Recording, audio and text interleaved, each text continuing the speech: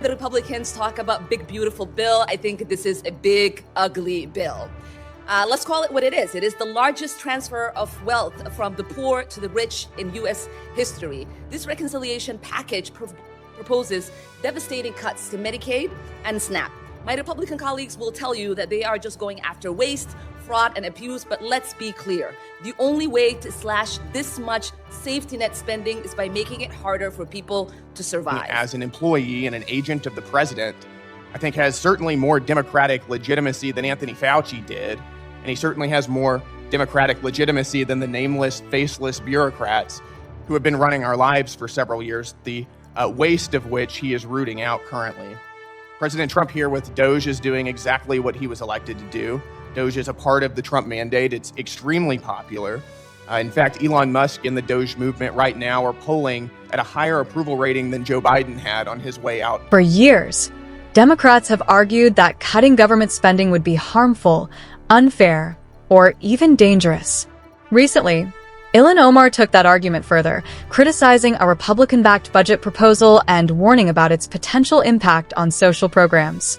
She described the plan as harmful to lower-income Americans while benefiting wealthier groups. However, the discussion took a different turn when Brandon Gill, a freshman Republican, responded. Instead of relying on broad political messaging, he focused on specific policies and spending decisions. He addressed the details of the bill directly and challenged his opponents to explain their positions clearly. The exchange shifted from general claims to a more detailed debate about government spending and priorities, creating a noticeably different tone in the room. Their changes will kick millions of Americans off their health care and nutrition assistance. That means more untreated illnesses, more hungry children, more preventable deaths. This isn't just line items in the budget. There are people's lives, the sacrifice of human dignity and of life itself. And for what? So that your billionaire friends can get nearly $300,000 in tax cuts? This is not a serious budget. This is a green light for authoritarianism, for inequality to run rampant. It is a police state budget wrapped in billionaire tax cuts. Mr. Gill from Texas is recognized for 6 minutes. Thank you, Mr. Chairman. And first of all, thank you for all of your hard work. I'm thrilled about this piece of legislation as it's getting started. This reconciliation bill, I believe, will balance. It will extend the Trump tax cuts for the working class so that they don't experience the biggest tax increase in American history, and it'll grow the economy. But of course, it will also help us to implement the Trump agenda, which is to clean up the chaos and destruction that Joe Biden unleashed on our country over the past 4 years.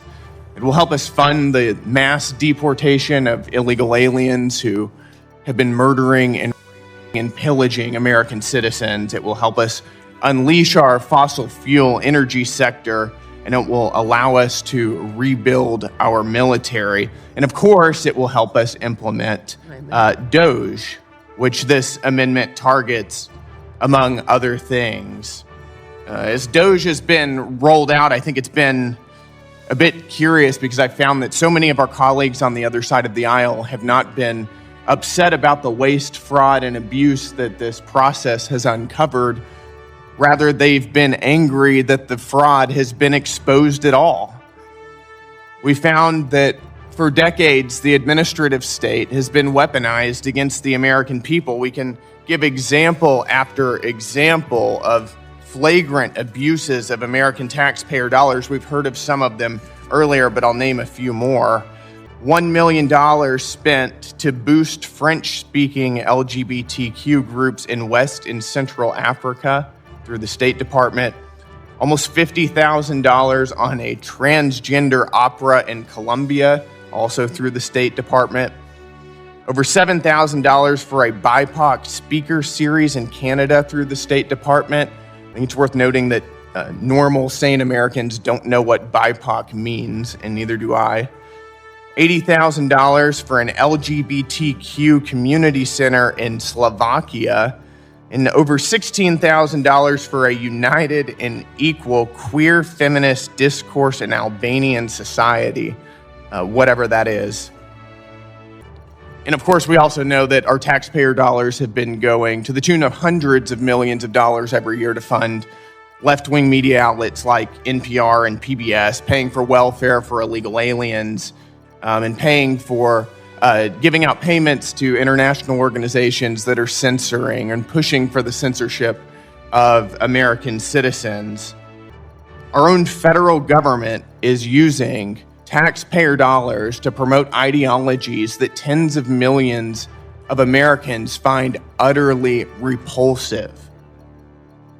I think if the other side of the aisle has such a deep ideological opposition to this DOGE process, I challenge them to be straightforward with the American people and explain why taxpayer dollars should be funding queer feminist discourse in Albanian society or drag shows in Ecuador. I don't think that they will, but I would love to see it if they did.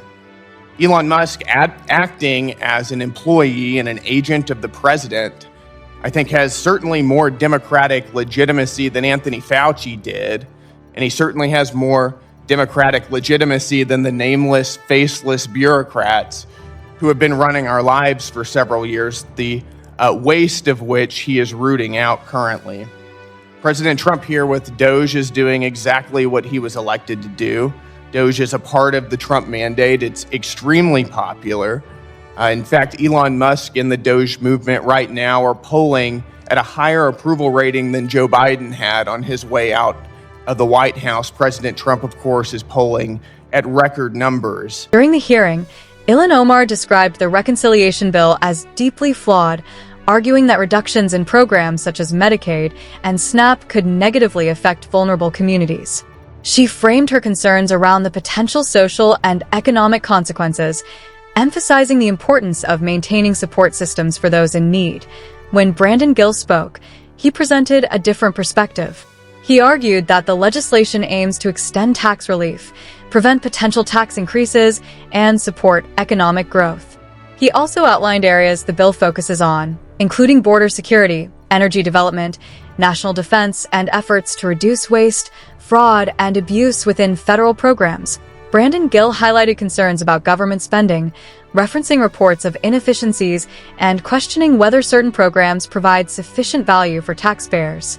He challenged lawmakers to explain why such expenditures should continue, particularly in the context of rising national debt.